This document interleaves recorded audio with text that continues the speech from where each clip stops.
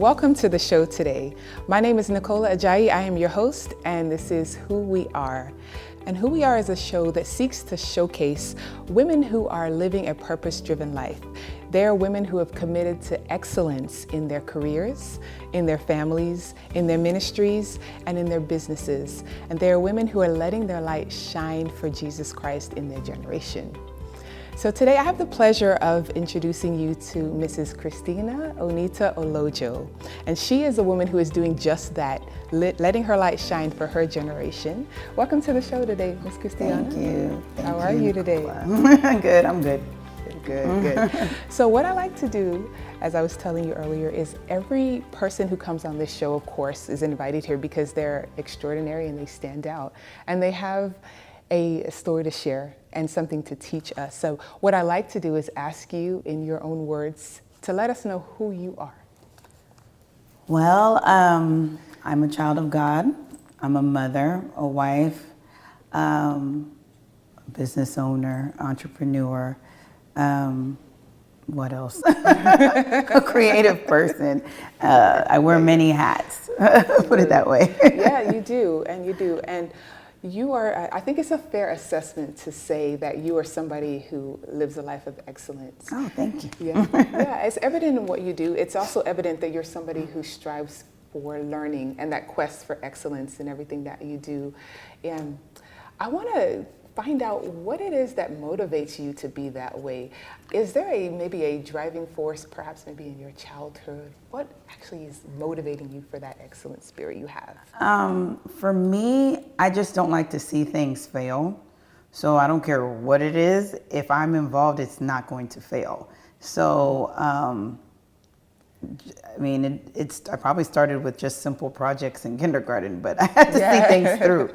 So, were you that A student who had the best grades and the most beautiful science projects in school? Well, like I was always good at the projects. I was always good at the projects. Like that was that. Like when it came to creativity and doing something outside of the box of whatever the normal task was called for, that was where I usually excelled. So it wasn't so much about being book smart. It was about thinking differently from everyone else.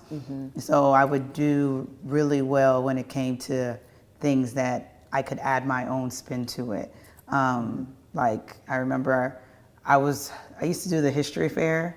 So I won both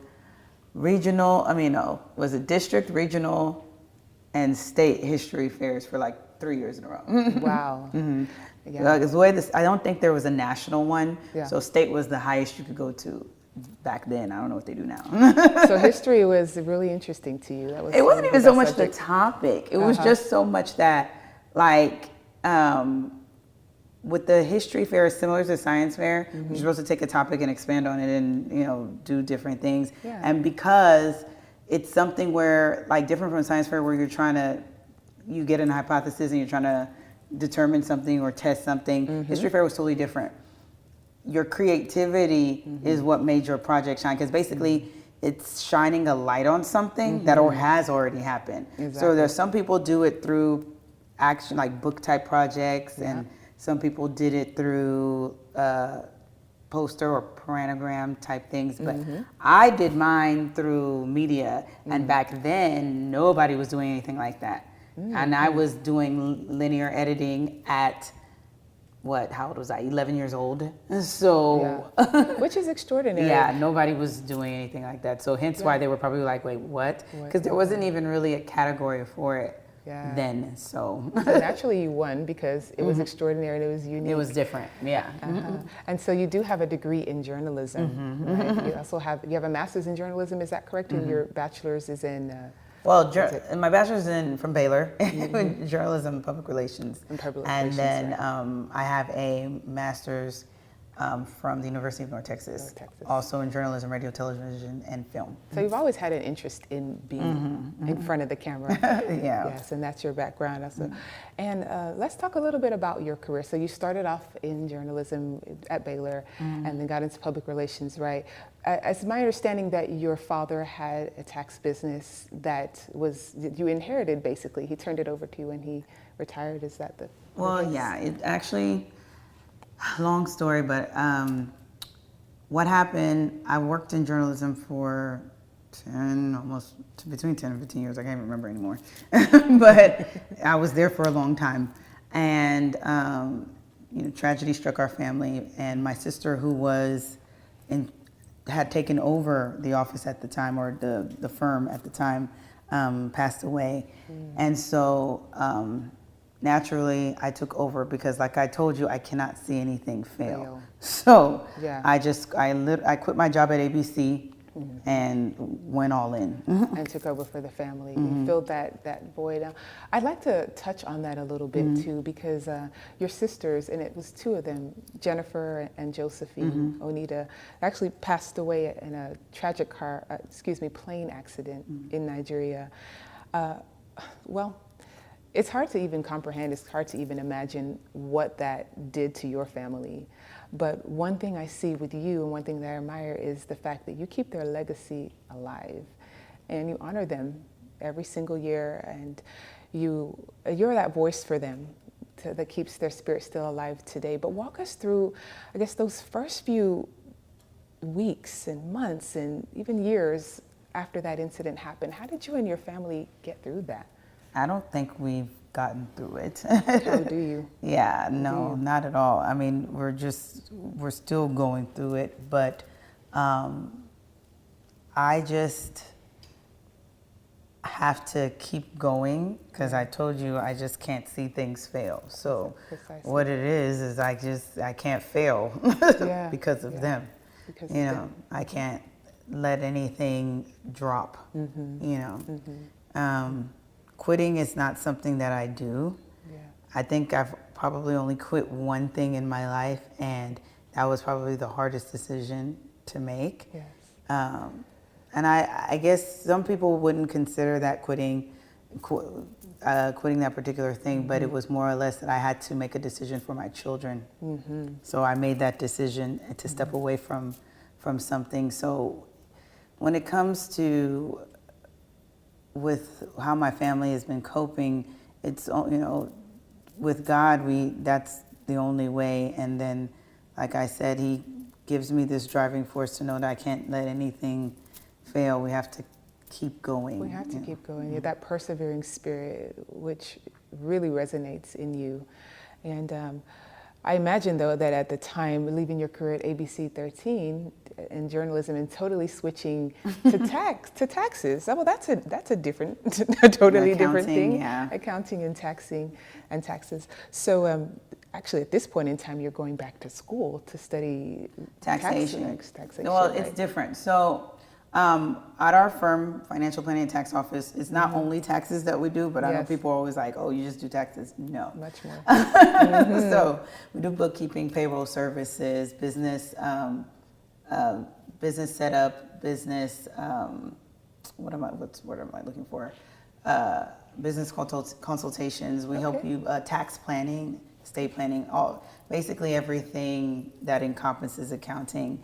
And there are other staff that are there. It's not just me.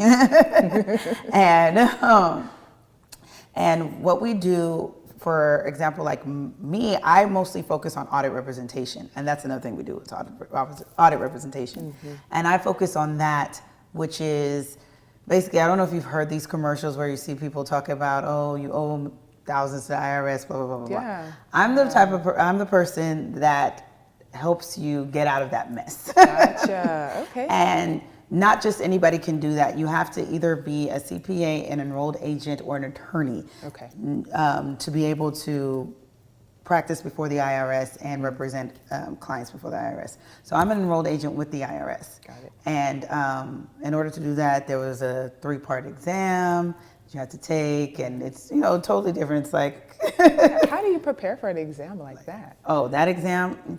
I don't even know how I did it, because at the time, I don't know, it was God. It was the grace of God. Because I was really busy, and people thought I was crazy, but I took my exams during tax season. all 3 parts. I don't know, I procrastinated, and I ended up taking them all during tax season. Amazing. Which, when I forgot who, one of another accountant person, I was telling them about, and they were like, you took the test during tax season and the you're a busiest mom? Are you season crazy? of- And I was like, I don't know. I mean, for me, I'm visual. I need to see it. So I'm doing it and I'm seeing and it. you're So it seeing was at the work same for time. me. Okay. That's a form of studying. Yeah, as it you're was learning. for me. I liked it, especially it helped me pass part one that way. But Yeah. part two, which is very, very difficult. Part two was the hardest. Okay. And with that one, you really needed to focus. I don't even know how, like, it was crazy for me to take that one during tax season. I thought, yeah, that was kind of crazy. When I look back on it, yeah, I knew that was crazy. Yeah. Yeah, sometimes that's how it works. You just go through things and then looking back, you're like, okay. I don't know why I did that. I probably wouldn't have repeat that again, what I did, but yeah, but it worked. And you yeah. passed. And you went on to pass the third. The third one was a breeze. Like, I think, because that was ethics, I'm good at that. That has to do actually with the representation part, so stuff that I already know. Gotcha. So it was like, that was a breeze. But what was I gonna say? Yeah, I was talking about how we do that. So with that, this is why I'm doing the Master's in Taxation and Law. Yes. That's why I'm doing that, because it will help me better represent my clients. Gotcha. Because tax law is everything and it's constantly changing. So, and we're required to take continuing education anyway. Yeah. But I figured, which I still have to do that regardless of me seeking this master's in taxation. But having the law knowledge side of it in addition, and getting more of a background in it will help me better serve my clientele. Of course, yeah. We have 3 locations in the Houston area, which are in Rosenberg, of course, on Highway 6 in Houston, and in Eagle Lake, Texas. Always expanding, but with the internet now, I have clients all over the world. So it's kind of like everybody, and instead of paying for the overhead, people, I really just email and talk to everyone. That's the way of the world these days, and you get a lot more done that way, I'm sure. Yeah. Yeah, so it sounds like this is an all-encompassing one-stop place for you to not only get your taxes done, but also be represented in front of the IRS and bookkeeping. So it's awesome. And so with that, you've also delved into owning your own business. Your husband and you own Adventure Kids Play Care, which is actually a cute name. I like that. Instead of daycare, it's play care. So we're going to take a small break, and we'll be back with more from Miss Christiana in just one moment.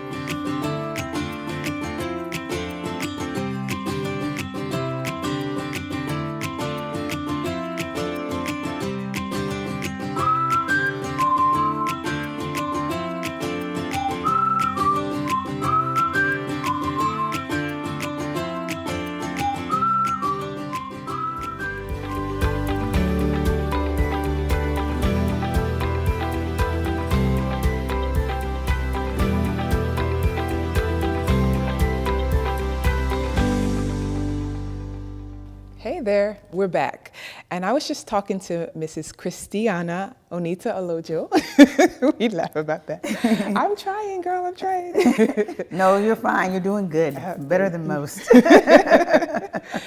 Yeah, so we were just talking about the fact that you are a multi-talented and multifaceted woman. And by that, I mean that you started your career in journalism and public relations and started at ABC 13, CW 39 as well. Oh, too. yeah. Yes. I worked there a long time ago. I was like, wait, I did. Yeah, I worked in a lot of places. I worked with the Dallas Cowboys, and I was really young then. Oh, how cool is that? When they first started their online radio station. So I used to do the fantasy football updates, and it was so crazy because I still remember. So what I used to do, so like we would have it's called Fantasy Football Fridays or whatever, and everything was live. So I had to read like a whole minute and a half thing about fantasy football and give the stats and everything, and not mess up. Because I wouldn't even know what I was reading. I'm like, and not mess up, right? So this is what the guys used to do. So there was a window, you know how you can watch you as you're. So they used to they were shocked at how fast I can read and be in a zone and not mess up and not laugh. So like they used to like bang on the door. No way. Yeah, they Are you used to do serious? stuff like that, bang on the door or make jokes or like do faces to try to try get to me get you to to laugh? break. I never break. Like I used to read those things like that. Like, I mean, it was after a while, it was just, you know, there's Fantasy Football Fridays. I still kind of remember. I mean, is it like a funny thing, or is it you're supposed to be No. serious? It was serious. It was stats. Okay. Yeah, gotcha. because the thing is, you know, with these people who play fantasy football, like they're really into it. It's not a joke. They don't play around with it. So like the stats and all of that stuff matters. Okay. So it was whatever, I can't even remember exactly, but it was probably whatever happened the previous week in football. And I would have to read that off. So it wasn't like I'm literally reading numbers. So, you know, like this player did this, had this many yards, this, you know, that type of thing. Yeah. It was basically serious So you had stuff. to get it right. Yeah, I had to get it right. I can't say, you know, somebody ran 30 yards when they ran 130 or whatever it was, you know? Oh, yeah. Yeah, I feel so you. it was but anyway, I mean, I would write the script beforehand, but I'm literally, I didn't memorize it. I'm sitting there just reading it. Because it's on radio. It's on radio, yeah, they're not looking at you. So I'm sitting there reading it. But the thing is, because we were all on the show together, so I would do that, and then I would do commercials too, like little sponsorship things. Yeah. So all my whole scripts were already written, and I would just be reading them. Yeah. But I never broke character. It was like very, very funny. And then at the end, they would ask me like, you know, little jokes. They would try to get me to like show some of my personality. And then I was very shy, which was funny. So I was shy? Yeah, I was very shy back then. So like I would be good at reading a script, but when it came to like conversational stuff, I was not good then, like at all. So they would ask me stuff and I would be really shy. So they would try to pull my personality out at the end of the thing, but I was like. But I think that's the hardest part. It's easy to read something off of a script, but when you actually just have to relax and be yourself either in front of the mic or camera, that's the hardest part for people. And the thing is, and you know what's funny is that they thought what I was doing was hard. Because like, you know, especially to read that fast. I had like, it was a clock, a timer, and it was going, you know, think about it. So think about the pressure. I had to fit everything in that time. into the time, to that 30 seconds. Yeah. You know, basically like a minute of copy into 30 seconds. So speed reading. Speed reading, yeah. It was funny. It was fun, but I was young back then. Yeah. So those are things I used to do. Yeah, and I think all those different things that you've done in the past have actually developed you and made you this well-rounded woman, because you and your husband actually now own Adventure Kids Play Care, which is actually a daycare. Well, it's not a daycare, it's a play care, right? It's not your traditional daycare. Tell us about it. It's not traditional in the sense that we're flexible. Okay, so you know most daycares open from 6 to 6:30, and you pay your set amount a week, and that's it. And there's no flexibility. The majority of daycares, in this sense, we have so many options for the parents. We have drop-in options where you pay per hour. So basically, that's for your parent that just needs to run errands or needs a mommy's day out type thing. Right. And then we have our weekly care programs, which is more like the traditional daycare where you're paying per week. And then we also have preschool, and then we have half-day programs, full-day programs. So there's a plethora amount of things that a parent can pick from that will fit their schedule and help them out. And another thing that's unique about us, so our time, we're open from 6 a.m. to 10 p.m. from Monday through Thursday, and then we're open from 9 a.m. to midnight on Saturdays, and then 6 a.m. to midnight on Fridays. See, that's the midnight part, people are like, midnight? Well, there are some people who I had a lady ask me one day, and funny, I don't even think she knew I was the owner until she saw me. She thought, at first, she was funny. And then we both came out the parking lot. This one when I was at Memorial. And I walked up the stairs, and then she was like, and plus I didn't even have my kids with me, but she was just talking to me. And she's like, yeah, girl, they open to midnight. She was telling me, and I was like, yeah, I know. Yeah, girl, they do. And then I walk in, and I go behind the counter, and she's like, wait a minute, you work here? She's like, I'm the owner. And she was like, oh, okay. You know how I was saying y'all open to, they open to midnight? I need y'all to open to 2 a.m. Okay. And I was like, no. Yeah, you're like, okay, so you try to go to the club. No, she's like, for real, do you know if y'all open to 2 a.m.? A lot of people would come, and I was like, yeah, but yeah, not gonna. That's not safe for the kids, really, because where are y'all coming back from? Exactly. There you go. No, but it's really great that there are that flexibility, because there are those parents that do the swing shift, like the 3 to 11 shift. Yeah, well, like the nurses, doctors, yes. Yeah. We really love it. I mean, even I remember when I was working in television news, I wouldn't get off of work a lot of times until 12, 11, sometimes midnight if it was elections, 1 a.m. if it was election night, that type of thing. Yeah. So, and if my husband is not getting off till like 7, or, you know, it would have been hard. It would be hard. And we didn't, I think when Jonathan was young, we didn't have something like that, or I didn't even know it existed. Let me put it that way. I don't think it did. So I don't even know if it did. So my mom used to help us out. Yeah. But if we had something like that, then it would have been easier for my husband to go pick up the kids or whatnot. And certainly. Yeah, well, it's a really blessing. It's a great blessing to the community. There's actually one by my house too that I hadn't taken my kids there, but I always thought, you know what? I'm glad this is there. When I need it, I'm going to use it, because now I just work the traditional hours. But you guys did just open one in Sugar Land, is that correct? Yeah. So you own 3 locations now, or is it the 2 locations? Sugar Land and Memorial City. Okay, you guys go visit. Adventure Kids Play Care. So I want to know what is your fueling passion? What is the thing that really gets you motivated to get out of bed every single morning? What is that one thing that you're like, okay, maybe you're tossing and turning at night, maybe you've had a long day before, you're tired, and you really don't want to get out of bed, but there's that one thing that's saying, okay, I got to get up and I got to get this done because. Oh, I mean, I said it, I've been saying it, but I'll say it again. I don't like to see things fail. I don't know. I've become kind of a OCD that way, in a sense. Like, I don't like to see things fail. So, I mean, even if I'm tired, I'm going to go to work. I've gone to work, it's just, I'm not a workaholic by any means. I will take my vacations, but things have to work, get in place. I am a bit of a perfectionist, but I have worked on that more. Yeah. What I'm trying to learn how to do now is delegate. I'm looking for an assistant. You don't have an assistant? I would Not anymore. I don't have an assistant at all, and I need one badly. Yeah, and I can imagine. I need an assistant. So if anyone's looking for a job, because I make this joke, and I told my former assistant this. I made this joke. I was like, I need an assistant to help me find an assistant. And she started laughing because she's now in medical field and stuff. Yeah. But like, I was like, no, for real. Like, you don't even have time to sit down and find the assistant. Like, I have a bunch of things in Indeed that I haven't even looked at yet. Yeah. And I'm just like, I love Indeed. We're going to pause right here, and we're going to come back, and we have a little bit more to talk about with Miss Christiana when we get back.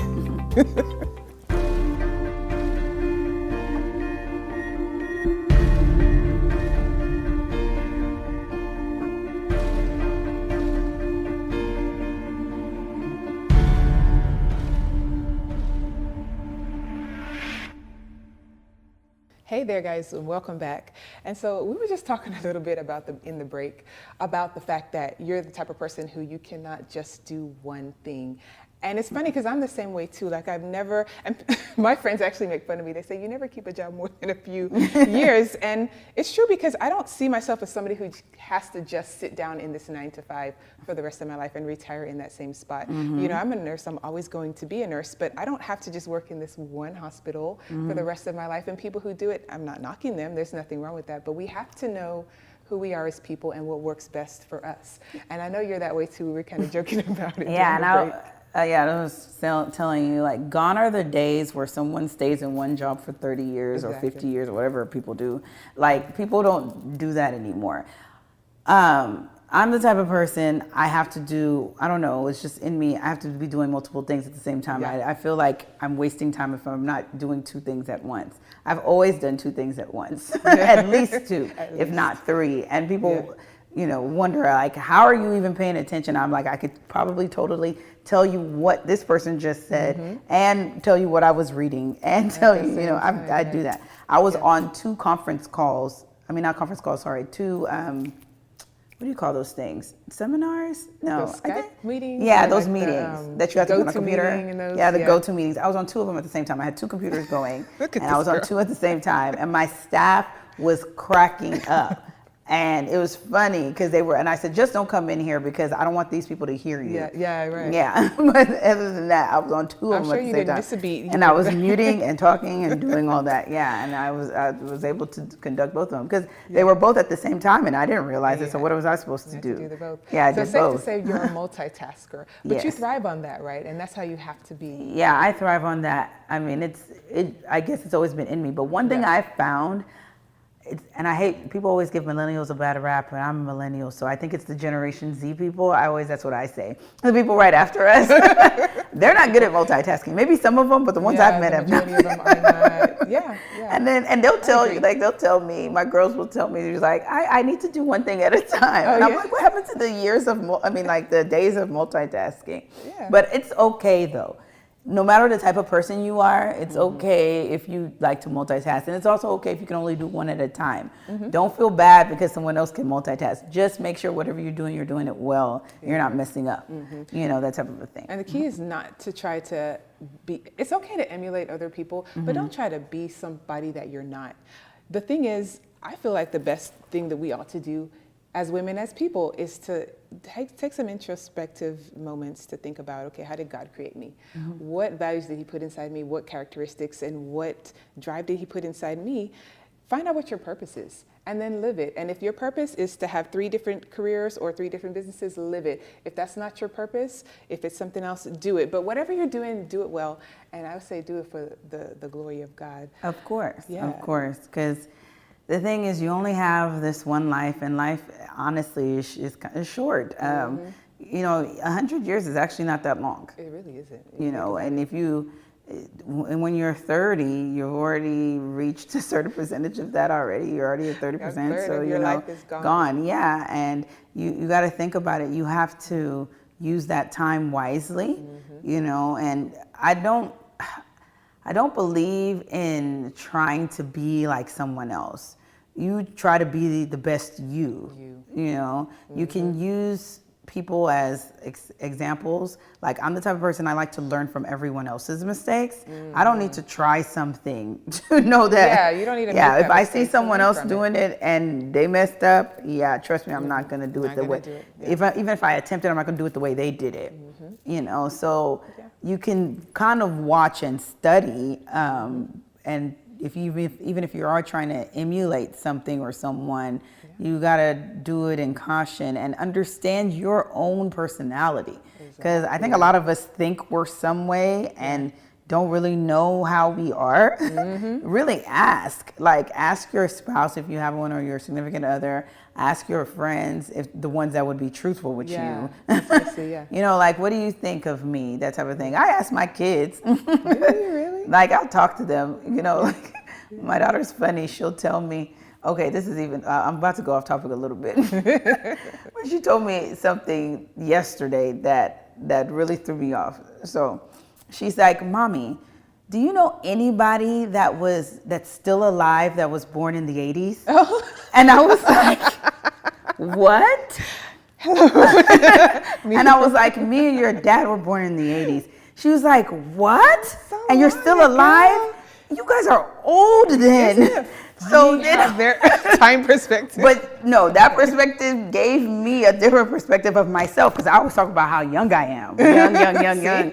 Then I'm like, somebody thinks I'm old. So now I need to realize, I need to clue in, because now that conversation has now happened.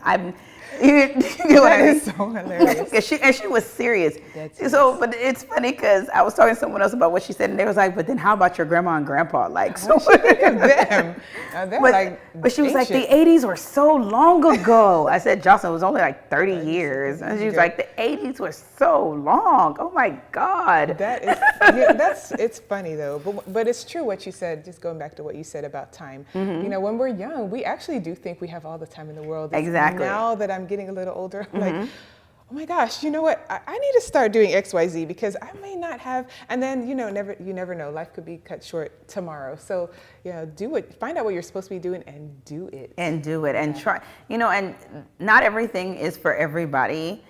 It's okay to test things out, but just be reasonable with it. I'm the type of person, I don't advise people quitting what's bringing them income and then dropping all of that to go do something else. Okay. I would say if you have a 9 to 5 and you're trying to be an entrepreneur, start it on the side first and let it grow, because you still have to pay your bills. And AT&T and the mortgage company or whoever is not going to realize, oh, I'm pursuing my dream, so that's why I didn't pay you this much. They don't care. They don't care. And that's the financial person talking in me. You have to be able to do your investments, but also still be able to sustain your current lifestyle. You have to be able to do both things. So that you do, I guess in some ways, everyone needs to multitask, in that way. But if you find yourself and you don't have a job right now, let's say you're not working for anyone, then yes, go all in and try to do that entrepreneurial thing and produce some income from that.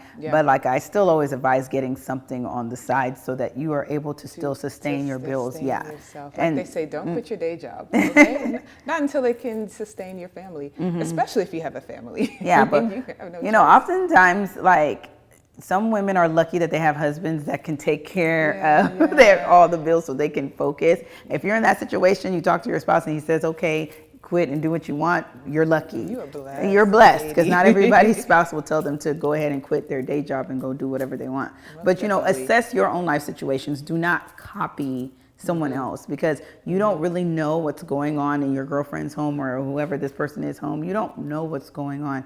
And they may be telling you one thing, oh yeah, girl, my husband said it was okay. Meanwhile, they could be arguing every night over the situation and they're not telling you. So so be wise about it, and definitely assess your own situation. And don't try to be like the Joneses, as they say. Or the Kardashians. There you go.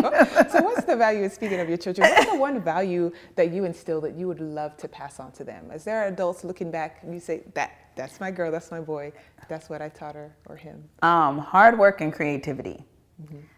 When you work hard, you can work hard for someone else, or you can work hard for yourself. But when you're working hard for yourself, that adds that creativity. I think most of the innovations that have happened in the world is because someone was creative to think of something new that wasn't done. They fill the void. They fill the void, exactly. Like, if you think about it, like, let me use the daycare, for example. There's been daycare since the beginning of time when there were nannies, if you think about it, right? Definitely. But having something where it's more flexible, that's a new idea, that's something different.